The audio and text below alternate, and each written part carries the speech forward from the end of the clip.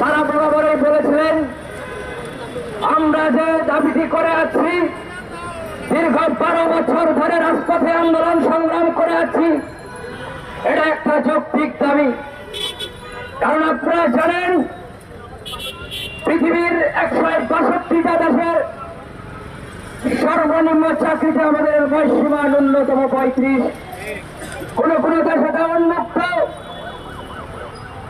এত কিছু যৌক্তিকতা থাকার সত্ত্বেও আমাদের নীতি নির্ধারকরা মাঝে মাঝে কিছু উদ্ভট যুক্তি দিয়ে থাকেন।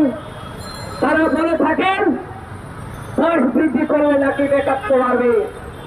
যদি বয়স বৃদ্ধি করলে বেকারত্ব বাড়ত তাহলে 162টা দেশে সর্বনিম্ন চাকরিটা আমাদের বয়সসীমা 35 হতো না।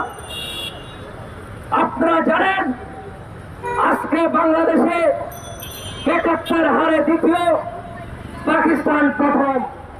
কারণ এই দুটো দেশে চাকরিতে আমাদের বয়সসীমা সর্বনিম্ন 30। প্রিয় বন্ধুগণ, আপনারা জানেন